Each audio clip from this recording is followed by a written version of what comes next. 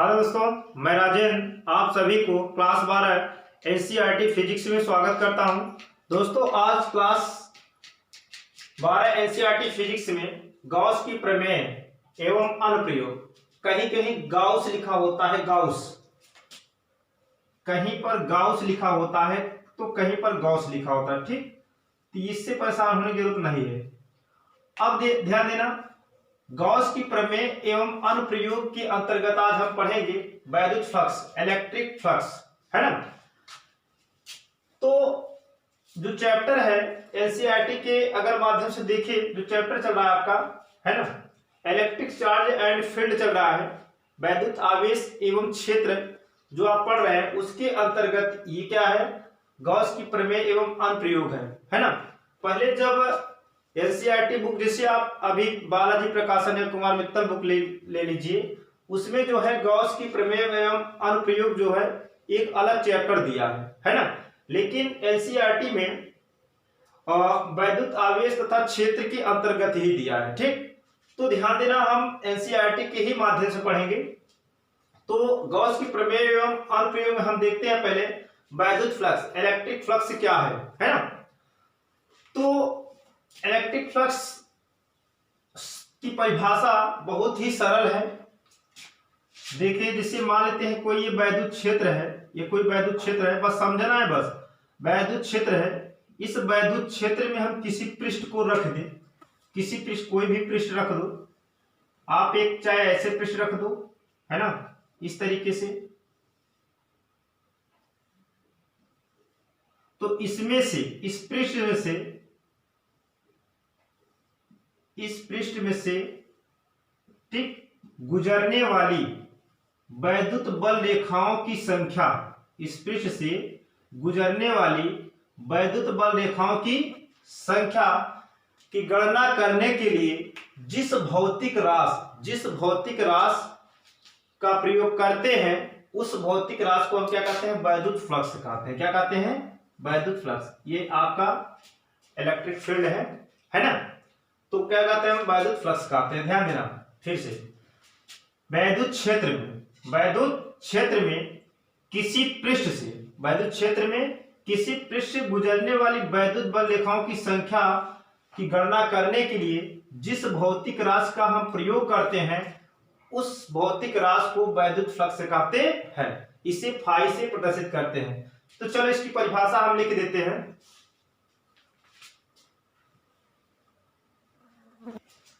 तो वैद्युत फ्लक्स, वैद्युत फ्लक्स जो आपका वैद्युत फ्लक्स है, इलेक्ट्रिक फ्लक्स की परिभाषा, एक समान वैद्युत क्षेत्र में स्थित किसी पृष्ठ से होकर गुजरने वाली वैद्युत बल रेखाओं की संख्या की गणना करने वाली भौतिक राशि को वैद्युत फ्लक्स कहते हैं। इसे फाई से प्रदर्शित करते हैं। ध्यान देना, इसका परिभाषा देखो, यहां से आप कट कर सकते हैं, यहां से न संख्या की गणना करने वाली भौतिक राशि को वैद्युत फ्लक्स कहते हैं। ऐसे भी आप बता सकते हो, एक समान वैद्युत क्षेत्र में स्थित किसी पृष्ठ से होकर गुजरने वाली वैद्युत बल रेखाओं की संख्या को वैद्युत फ्लक्स कहते हैं। ठीक, और यदि एक समान वैद्युत क्षेत्र E तथा क्षेत्रफल सदिश a के बीच थीटा कोण बन रहा हो, तो वैद्युत फ्लक्स फाई बराबर EA cos थीटा से प्रदर्शित किया जा सकता है। तो इतना आप समझ लीजिए ये कि यदि एक समान वैद्युत क्षेत्र E तथा क्षेत्रफल सदिश a के बीच थीटा कोण बन रहा हो, तो वैद्युत फ्लक्स फाई बराबर EA cos थीटा से प्रदर्शित किया जा सकता है। आगे इसको हम समझाते हैं कैसे आपका इतना आएगा। ठीक, अच्छा, समझना चाहते हैं तो जैसे मान लेते हैं कोई ये वैद्युत क्षेत्र है, वैद्युत क्षेत्र में कोई एक पृष्ठ ये रखा गया है ना। तो हम मान लेते हैं कि ये कोई पृष्ठ है, इस तरीके से अगर हम मान लेते हैं कोई एक पृष्ठ रख दिए इस तरीके से। अब वैद्युत क्षेत्र की जो रेखा है ये है, वैद्युत क्षेत्र की रेखा की दिशा ये है ना, और इस पृष्ठ के ये देखो ये रेखा है, और पृष्ठ की जो ये पृष्ठ है ना, अब पृष्ठ के अगर देखो, हमेशा देखो, ये जो वैद्युत क्षेत्र की दिशा हो ये हो, है ना, ये ई हो, और वैद्युत क्षेत्र की जो क्षेत्रफल सदिश की जो दिशा हो ये हो, तो इनके बीच कितने थीटा कोण बना हो। तब जो आपका वैद्युत फ्लक्स होता है ये cos थीटा होता है। ये कैसे होता है बता दें। जैसे ये क्षेत्रफल सदिश क्या होता है कि आप जो क्षेत्रफल होता है, जो आप वैद्युत क्षेत्र में कोई पृष्ठ लेते हैं, ठीक ना, उस पृष्ठ का कुछ न कुछ क्षेत्रफल होता है। उस क्षेत्रफल के एक सदिश उस क्षेत्रफल की एक दिशा होती है। क्या होती है? उस क्षेत्रफल की एक दिशा होती है। तो वह क्षेत्रफल की जो दिशा होती है वो हमेशा पृष्ठ के लंबवत होती है। जैसे हम मान लेते हैं कोई आपका ये पृष्ठ है, तो इस पृष्ठ से वैद्युत मान लेते हैं, ये देखो ये पृष्ठ वैद्युत क्षेत्र में वैसे लंबवत ऐसे रख दी, तो इसमें से इस तरीके से जो वैद्युत बल रेखाएं गुजरेंगे, है ना, उसी को हम क्या कहते हैं? वैद्युत फ्लक्स कहते हैं। तो ये जैसे पृष्ठ है तो इसका कुछ न कुछ क्षेत्रफल होगा, कुछ न कुछ तो क्षेत्रफल होगा। तो इसमें जो क्षेत्रफल सदिश होता है, इस पृष्ठ की जो क्षेत्रफल है, इसकी जो दिशा है, हमेशा इस पृष्ठ के इस तरीके से लंबवत होता है। क्या होता है? लंबवत होता है। कि जब अब हम मान लेते हैं जैसे इसमें से गुजर रहे हैं, अगर कोई पृष्ठ ऐसे रख दिया गया, इस तरीके से ऐसे रख दिया गया है ना, अगर ऐसे रख दिया गया है तो देखो इसमें से क्या होगा? वैद्युत बल रेखाएं गुजरेंगे और यहाँ क्या होगा? पृष्ठ के लंबवत क्या हो जाएगा? आपका क्षेत्रफल सदिश होगा। इस तरीके से ऐसे हम पृष्ठ रख दिए, अब यहाँ से क्या है? वैद्युत बल रेखाएं गुजर रही है, यहाँ से वैद्युत बल रेखाएं गुजर रही हैं। तो हमेशा बताया जो क्षेत्रफल सदिश होता है पृष्ठ क्या होता है? लंबवत होता है। तो ये जैसे पृष्ठ है तो इसके लंबवत क्षेत्रफल सदिश होगा। तो ये देखो ये जो आपका वैद्युत क्षेत्र है और क्षेत्रफल सदिश जो है, इनके बीच कितने इसका कोण बन रहा है? थीटा कोण बन रहा है। तब जो अब इस तरीके से अगर गति अब बने, तब आप हमेशा इसका जो परिभाषा देंगे इसके अनुसार परिभाषा देंगे। ठीक, तो हम आगे देखते हैं इसमें कुछ और। जैसे हमेशा ध्यान देना, एक नोट पॉइंट में लिख लिया, वैद्युत फ्लक्स जो होता है, वैद्युत फ्लक्स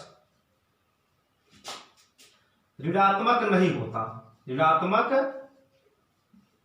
नहीं होता है। वैद्युत फ्लक्स ऋणात्मक नहीं होता है। तो ये चीज अच्छे से समझ लेना यहाँ पर, ठीक है। यहीं से पूरा आपका वैद्युत फ्लक्स का जो भी पॉइंट है यहीं से निकलेगा, है ना।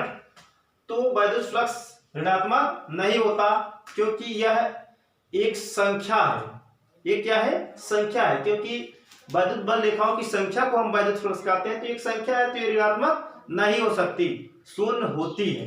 वैद्युत फ्लक्स शून्य होती है जब पृष्ठ जो वैद्युत क्षेत्र हो, वैद्युत क्षेत्र में अगर कोई पृष्ठ रखा हो और पृष्ठ में से वैद्युत बल रेखाएं ना गुजरे, वैद्युत बल रेखाएं नहीं गुजरती हैं, तब आपका वैद्युत फ्लक्स शून्य हो सकता है, लेकिन ऋणात्मक नहीं होता। इतना ध्यान देना।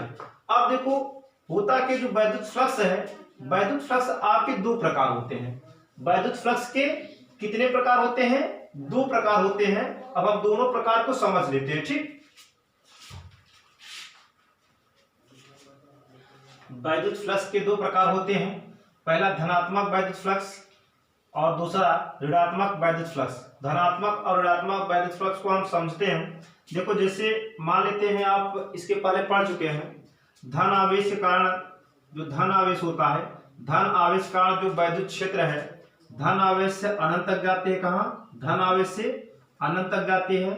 और ऋण इसका धन आवेश से अनंत तक जाते हैं, अर्थात कह सकते हो कि धन आवेश के कारण वैद्युत क्षेत्र धन आवेश से दूर भागते हैं ना, दूर जाते हैं। और ऋण आवेश है तो ऋण आवेश में क्या होता है? अनंत से वैद्युत क्षेत्र जो होता है अनंत से चलकर ऋण आवेश तक आते हैं। ये अनंत से चलकर ऋण आवेश तक आते हैं। ठीक, इस तरीके से कहने का मतलब ये कोई पृष्ठ है, जब पृष्ठ से जो वैद्युत क्षेत्र वैद्युत बल रेखाएं हैं, जब क्या करेंगे? बाहर निकलेंगे तो क्या होगा? धनात्मक वैद्युत फ्लक्स होगा। और जब पृष्ठ के अंदर प्रवेश करेंगे तो क्या होगा? ऋणात्मक वैद्युत फ्लक्स होगा। ये चीज ध्यान देना। इस तरीके से हम एक पृष्ठ बना दे आपको, जैसे कोई पृष्ठ है ना, ये कोई पृष्ठ है, ये इस तरीके से है ना, इस तरीके से कोई पृष्ठ है। अब इसमें से देखो इसका मतलब प्रवेश कर रही है। यदि ये प्रवेश कर रहे हैं तो क्या है? ऋणात्मक है। क्या है? ऋणात्मक है। यदि क्या कर रही हैं? पृष्ठ से बाहर निकल रहे हैं, क्या कर रही हैं, पृष्ठ से बाहर निकल रहे हैं, तो क्या है ये, धनात्मक है। क्लियर। तो अब देखो धनात्मक वैद्युत फ्लक्स या वैद्युत बल रेखाएं पृष्ठ से बाहर निकल रही हैं तब वैद्युत फ्लक्स धनात्मक होता है। यदि वैद्युत बल रेखाएं पृष्ठ में प्रवेश कर रही है तो वैद्युत फ्लक्स क्या होता है, ऋणात्मक होता है। इस तरीके से। क्लियर। अब हम इसमें से कुछ नोट पॉइंट है उसे समझ लेते हैं। तो वैद्युत फ्लक्स से कुछ रिलेटेड पॉइंट हम समझ लेते हैं। जैसे हम ये कहें कि वैद्युत फ्लक्स कब अधिकतम होगा, कब न्यूनतम होगा। तो ध्यान देना, अधिकतम यदि क्या हो, यदि थीटा 0 अंश हो, कितना 0 अंश हो, तो वैद्युत फ्लक्स अधिकतम होता है। अच्छा, थीटा 0 अंश कब होता है, जब आपका ये देखिए, ये जैसे आपका कोई पृष्ठ है, पृष्ठ वैद्युत क्षेत्र में ऐसे लंबवत रख दें, इस तरीके से लंबवत रख दें, और इसमें से अगर रख देंगे तो वैद्युत फ्लक्स ऐसे निकलेंगे, जो वैद्युत बल रेखाएं हैं इस तरीके से निकलेंगे इस पृष्ठ से। तो एक चीज और बताएं कि जो इस पृष्ठ का क्षेत्रफल होगा इस पृष्ठ की क्या लंबवत होगा।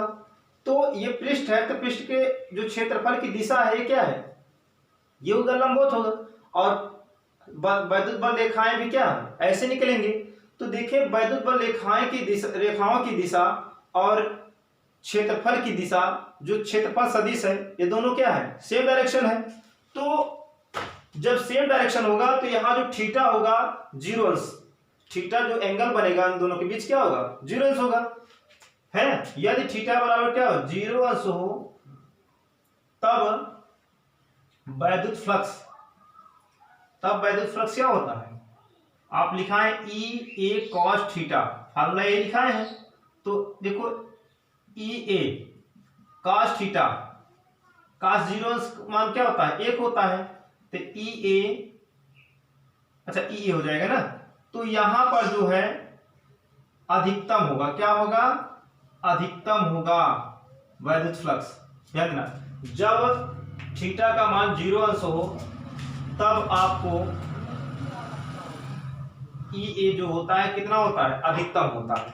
अर्थात जब पृष्ठ से, जब कोई वैद्युत क्षेत्र में कोई पृष्ठ रखा होता है, उसमें से वैद्युत बल रेखाएं और क्षेत्रफल सदिश दोनों सेम डायरेक्शन में होता है, तो पृष्ठ क्या होता है, ये पृष्ठ ऐसी लंबवत रखी होती है, तब इसमें से वैद्युत बल रेखाएं क्या होती हैं, जितना वैद्युत बल रेखाएं वैद्युत क्षेत्र से निकलती हैं पूरा इसमें से इस पृष्ठ से गुजर जाती हैं। ठीक, तो यहाँ अधिकतम होगा, एक भी बाहर नहीं जाती है। ठीक, यदि हम क्या करें, वैद्युत इसमें जो दूसरा पॉइंट है आपका, यदि थीटा बराबर न्यूनतम की, ये तो अधिकतम के लिए है, अब हम न्यूनतम के लिए देख ले, यदि थीटा बराबर क्या हो, 90 अंश हो, यदि आपका थीटा बराबर कितना हो, 90 अंश हो, तब जो है आपका, ठीक, तब इसमें से आप जानते हैं वैद्युत फ्लक्स बराबर फार्मूला होता है E A cos थीटा, है ना। तो E A cos कितने, 90 अंश, cos 90 अंश मान क्या होता है, 0, तब यहां न्यूनतम होगा, क्या होगा, न्यूनतम फ्लक्स होगा, न्यूनतम फ्लक्स होगा। क्लियर। तब यहां न्यूनतम फ्लक्स होगा, यहां क्या है, अधिकतम फ्लक्स है, यहां न्यूनतम फ्लक्स होगा। जब आपके वैद्युत बल रेखा और वैद्युत क्षेत्र की सेम डायरेक्शन होते हैं, ठीक है, सॉरी वैद्युत बल रेखाओं की जो दिशा हो और क्षेत्रफल सदिश की जो दिशा है वो सेम डायरेक्शन हो, तो आपका वैद्युत फ्लक्स क्या होता है, अधिकतम होता है।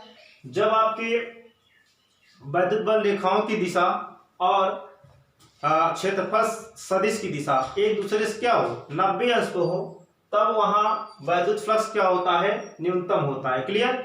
इस तरीके से अगर हम कोई ये रख दें, आपको कोई मान लेते हैं पृष्ठ इस तरीके से ऐसे रख दें, इस तरीके से अगर कोई पृष्ठ हम रख देते हैं, तो इसमें से जो वैद्युत बल रेखाएं हैं, देखो जब वैद्युत बल रेखाओं की दिशा और क्षेत्रफल सदिश की दिशा क्या हो, 90 अंश होता है, तो यहाँ से जो वैद्युत फ्लक्स है वो क्या है, 0 है। इसका मतलब कि उस पृष्ठ से कोई भी वैद्युत बल रेखाएं नहीं गुजर रही हैं, ठीक ना। तो इस पृष्ठ देखो, इसमें से ये दिशा होगा क्षेत्रफल सदिश, ये होगा, ये होगा, है ना। तो इन दोनों के बीच कितने अंश का, यहाँ अगर देखें तो कितने अंश का कोण बन रहा है, 90 अंश का कोण बन रहा है। कितने अंश का, 90 अंश कोण बन रहा है। इसका मतलब इस पृष्ठ से एक भी वैद्युत बल रेखाएं गुजर नहीं रही हैं, इसलिए वैद्युत फ्लक्स क्या हुआ, 0 हो गया, है ना। या तो कह सकते हो न्यूनतम, और ये भी हो सकता है कि किस स्थिति में वैद्युत फ्लक्स जो है 0 हो जाएगा।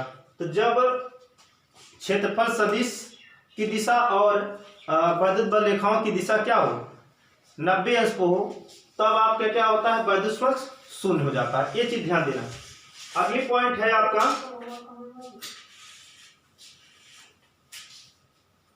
जो अगला पॉइंट आपका है, हम अगला पॉइंट में ले लेते हैं, यदि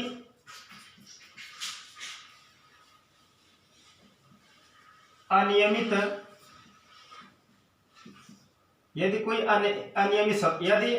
सतह हो या पृष्ठ हो, यदि अनियमित पृष्ठ हो, तब हम उसमें वैद्युत फ्लक्स कैसे ज्ञात करेंगे। ये इस तरीके से एक अनियमित सतह है, ध्यान देना, इसे अच्छे से ध्यान देना आप। एक अनियमित सतह अगर दिया गया हो तो उसमें से वैद्युत फ्लक्स कैसे हम निकालेंगे। सबसे पहले उसमें एक अल्पांश भाग, उस पृष्ठ का एक छोटा सा टुकड़ा ले लेंगे, ठीक। तो उस छोटे से टुकड़े, अगर एक छोटा सा टुकड़ा है तो इसका जो क्षेत्रफल सदिश होगा वो भी तो छोटा ही होगा, और जब क्षेत्रफल सदिश छोटा है तो एक अल्प है, तो इसका जो वैद्युत फ्लक्स होगा इस छोटे से टुकड़े का, वो भी वैद्युत फ्लक्स भी क्या होगा, अल्प ही होगा, है ना। ये चीज ध्यान देना। तो जैसे इसमें मान लेते हैं इस क्षेत्रफल सदिश जो है dA है, और वैद्युत क्षेत्र यहां मान लेते हैं क्या है, E है ना। तब यहां जो अल्प वैद्युत फ्लक्स होगा, अल्प वैद्युत फ्लक्स जो होगा आपका यहाँ पर d फाई बराबर E dA cos थीटा, है ना, ये हो जाएगा। क्लियर। आप क्लास 11 में पढ़े हैं, यदि कहीं पर आपका A vector dot B vector बराबर AB cos थीटा अगर है तो उसे A vector dot B vector लिख सकते हैं, वेक्टरों के वियोजन में, है ना। तो आप इसे लिख सकते हैं A vector dot DA vector, D phi बराबर आप इतना लिख सकते हैं, ठीक। अच्छा ध्यान देना, ये तो एक अनियमित पृष्ठ के अल्पांश भाग का वैद्युत फ्लक्स है ना। यदि हम आपको कहें इस पूरे पृष्ठ का वैद्युत फ्लक्स ज्ञात करो, तो क्या है, ऐसे छोटे छोटे टुकड़ों को अगर हम जोड़ देंगे तो पूरे अनियमित पृष्ठ, जो अनियमित पृष्ठ है, पूरे अनियमित पृष्ठ के वैद्युत फ्लक्स निकल जाएगा। तो देखो इसके लिए क्या किया जाता है, इंटीग्रेशन, समाकलन किया जाता है। समाकलन क्या करता है, छोटे छोटे टुकड़ों को क्या करता है, जोड़ता है, हमेशा ध्यान देना। तो आप ऐसे करेंगे, टोटल, अच्छा संपूर्ण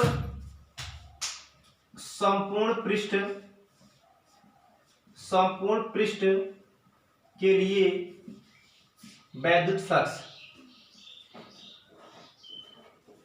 इस संपूर्ण पृष्ठ के लिए अगर हम वैद्युत फ्लक्स देखें तो क्या होगा, टोटल फ्लक्स जो होगा, ये जो होल समाकलन होता है या होल इंटीग्रेशन होता है, उसे इस तरीके से दिखाते हैं। वो अब क्या है, डी फाई के बराबर है। यह डी फाई जो है, आप डी फाई इसे ऐसे लिख सकते हैं, E vector dot DA vector, ठीक ना। इस तरीके से इसे आप लिख सकते हैं संपूर्ण पृष्ठ के लिए वैद्युत फ्लक्स। क्लियर। अब हम इसके आगे देखते हैं वैद्युत फ्लक्स के मात्रक और बीमा क्या है। वैद्युत फ्लक्स का मात्रक एवं बीमा आप एक सूत्र जानते हैं, ये सूत्र भी एक परिभाषा भी है, फाई बराबर ई ए कॉस थीटा, ई ए कॉस थीटा। क्लियर?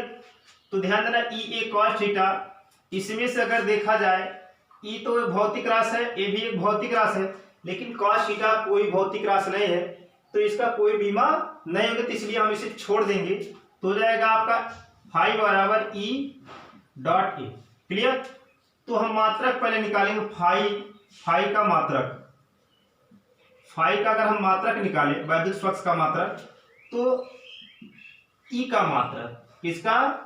ई का मात्रक इंटू ए का मात्रक, ये क्या है? क्षेत्रफल सदिश है ना? तो जो क्षेत्रफल का मात्रक होगा वही क्षेत्रफल सदिश का मात्रक होगा। क्लियर?